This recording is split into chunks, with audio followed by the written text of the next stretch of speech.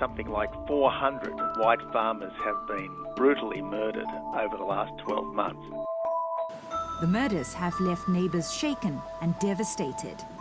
Farmers are brutally slaughtered at 156 out of 100,000, and this measly detail is omitted from our national crime report every year.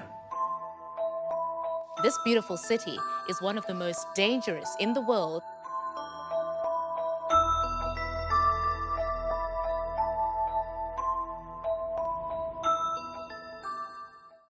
I'm Jenny Pitcher, and I moved to South Africa in 1984 after a sojourn in Zimbabwe for 2 or 3 years. We went to South Africa, unfortunately, in the midst of apartheid, when black people of South Africa were fighting back against years and years of apartheid policies. Apartheid is something that I have to be honest, I didn't know. I understand what apartheid meant, the actual word. And the actual word means, in Afrikaans to English, aparthood. So it meant aparthood. It meant separate but equal development.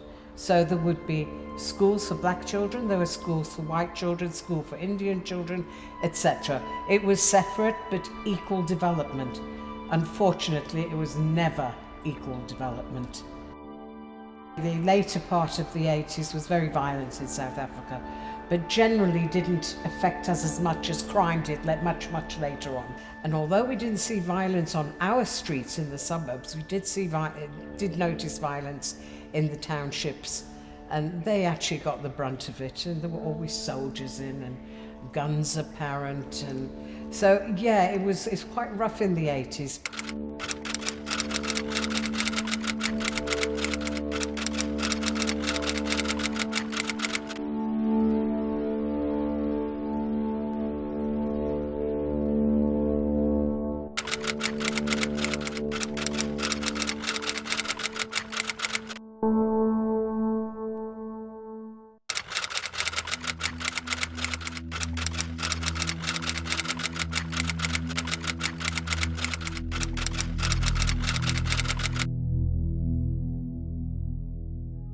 Mandela was in prison. He'd been in for 26 years, and eventually he was released, and apartheid was shortly afterwards abolished, which was fantastic. It gave rise to, sort of legalizing the ANC, the National Congress.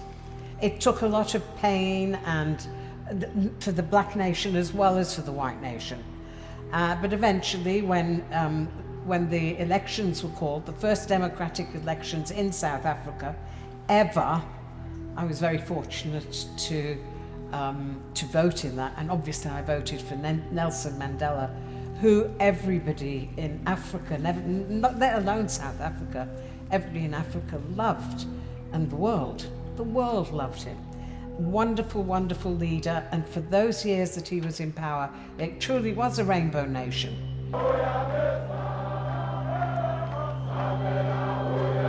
And it was lovely, until of course Nelson Mandela got very old and he stepped down and eventually died.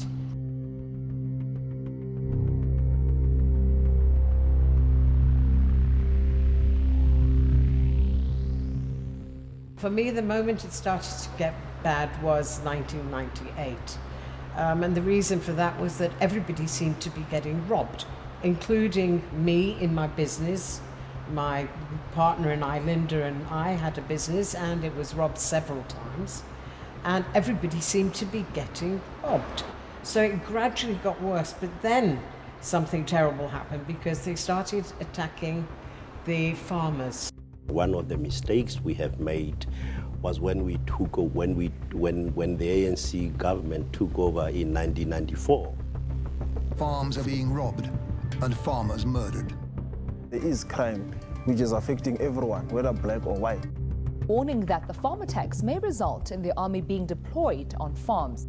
This is hate. This is political hate. The farm attacks were going on to this day that the world, I think, ignores because they don't know what to do about it. At first, it was quite innocuous. It would just be robbery in the house when nobody was there. and out, and then they started getting quite brave.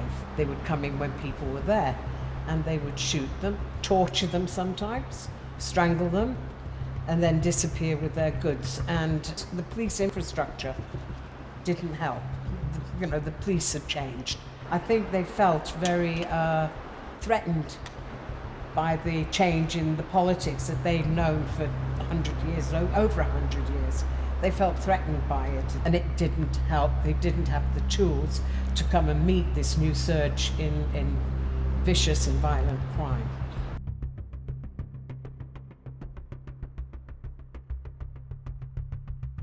The reason that the crime lifted in 1998, and this is my opinion and my belief, was that their aspirations, the masses of people, their aspirations were not met. For generations, they had been, you know, the underdog of the white nation, of the colonial nation. The ANC came into power, they promised this and this and this, and it never happened. Their horrible lifestyle never changed. They still lived in mud huts with no water, no electricity, and any of the infrastructure that white people enjoyed. So that's why I think there was because they'd actually said, enough, we'll take it. If the government won't give it to us, we're going to fight for it and we're going to take it. You must say enough is enough. We are taking the future into our own hands. Shoot to kill, kill our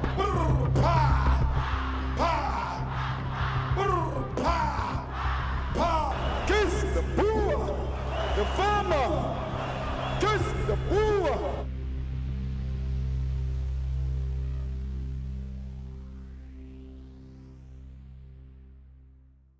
What I'm going to say now is very personal. It's deeply disturbing and very traumatic for me. I'm prepared to talk about this just to bring some awareness to what was happening in South Africa at that time. I can remember the date of the attack on me and my son like it was yesterday. It was November the 3rd, 2010. And I remember it because it was near to Guy Fawkes. My son had come round for supper, and we'd had supper, and we were watching Top Chef on the telly. And it was a very, very hot, balmy, it wasn't even balmy, it was uncomfortably hot. And I thought, oh, let me open these doors. The fact of life in South Africa is burglar bars and keep your doors closed, because anybody can just walk in.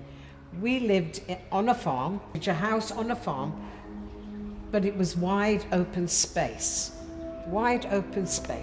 So there was no protection of neighbours or screaming for help or, nothing like that. So you were extra careful. And on this night, for some ridiculous reason, I never know why I did this, the doors were double doors and made out of Zimbabwean teak, which you can barely lift, they're so heavy. It had a big sort of medieval thing that you put down to close it. And that night, I took that off, and I'm opening the door, Mike, because it's too hot. So I opened the door. So I had this big window with burglar bars on, and this huge door, wide open. Wide open. It was an invitation. I don't know why I did it. Michael, my son, was sitting opposite me here.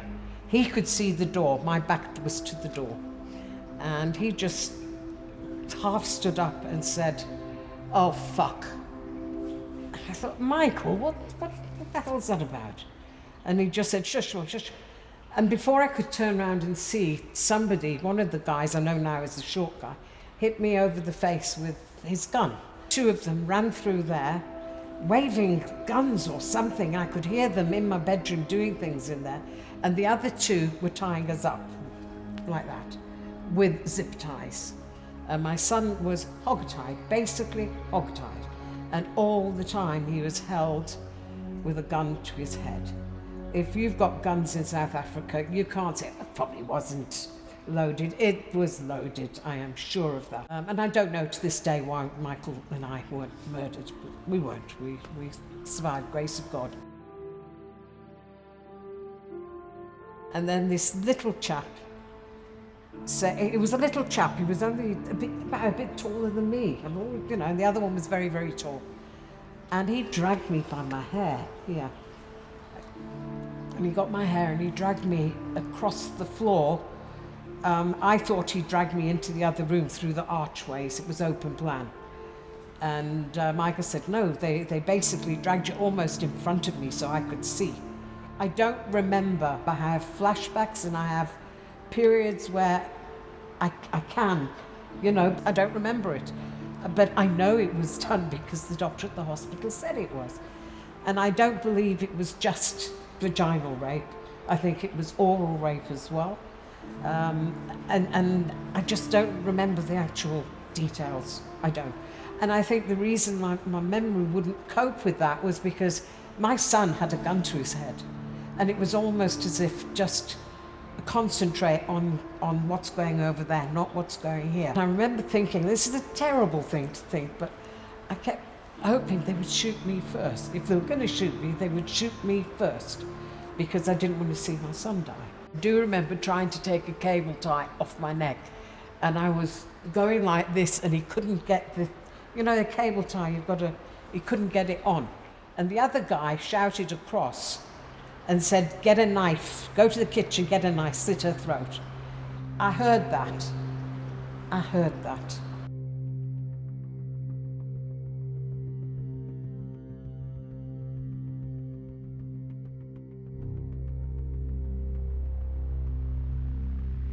Eventually, when my son said, my car's outside, he said, it's in the garage, and he threw his car keys. They went out to the shed, and they struggled to open it, by which time Michael scratched across the floor, slammed the door shut, and then he came to me, and it was humiliating because I had no clothes on. You don't want your son to see with no clothes on. They'd taken my pants off and my knickers underneath, and Michael was trying to put things on because they'd taken our cell phones, they'd ripped the phone out, and there was no way we could contact anybody for help. And then he almost dragged me down to the next little house on that place, which was a good 150 meters away. And somebody called the police. I don't know who called the police.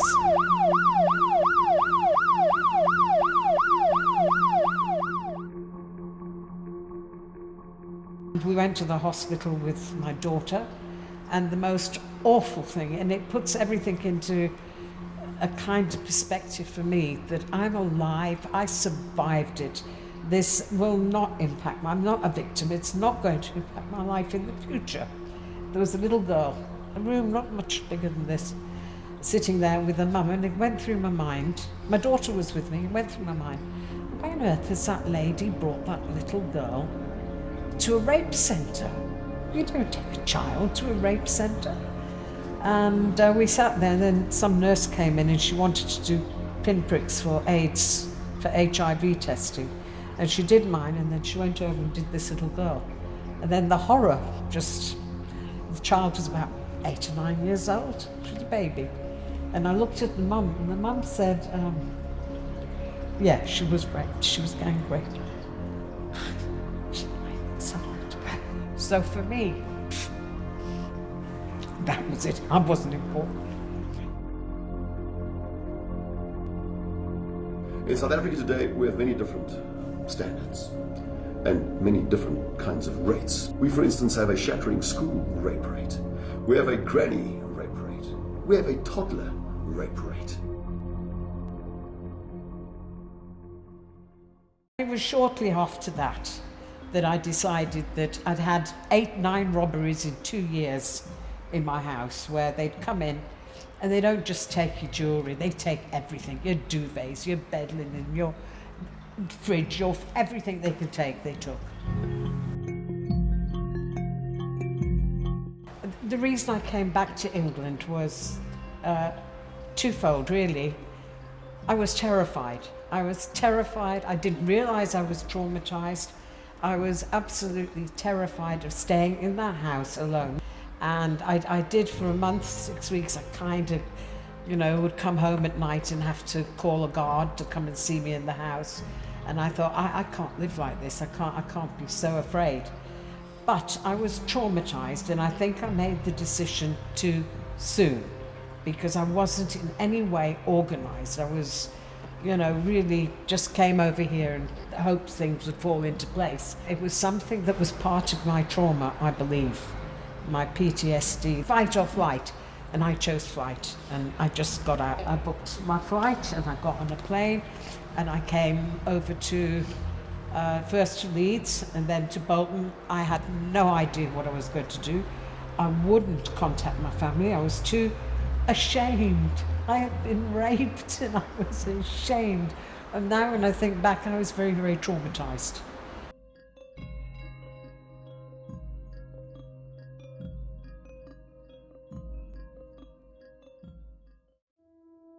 My experience of being in England is that, one, it's cold.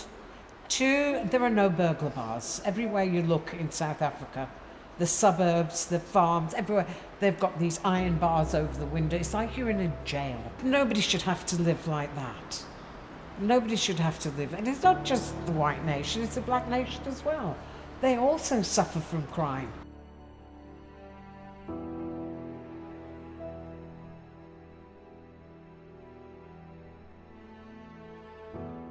My experience here is that I've been well looked after. In the course of seeing doctors and what have you, they found a lump in my breast and I had breast cancer. So I had to have operations here and go to Christie's Hospital for treatment. And that's where they picked up that I was seriously disturbed by what had happened to me. And I got the best care, psychological care that you could ever, and it lasted for 3-4 years. I've had no problems getting organised with my pension credits, the DWP, the hospital with my cancer, the psychiatrist, the psychologist have fallen over backwards to help me. I've had so much support, I can't tell you. And if I was well enough, I would actually be going out and doing something like that and helping other victims who've been through something similar.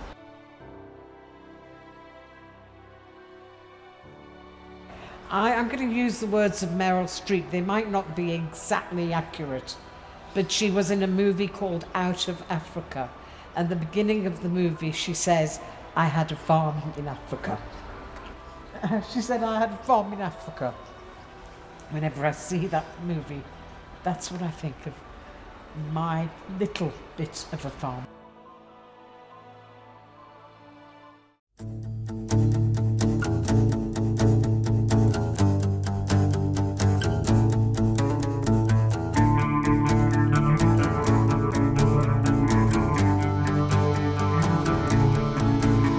Release myself from holding back. I realize now my world's not flat. Open mind, open court, open runways, open the doors today.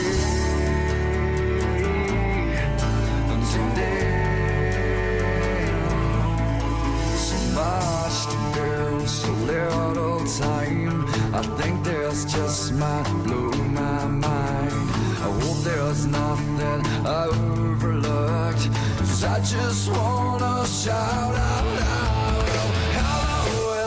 Hello to the world I can see. Oh, I'm in a spin, I'm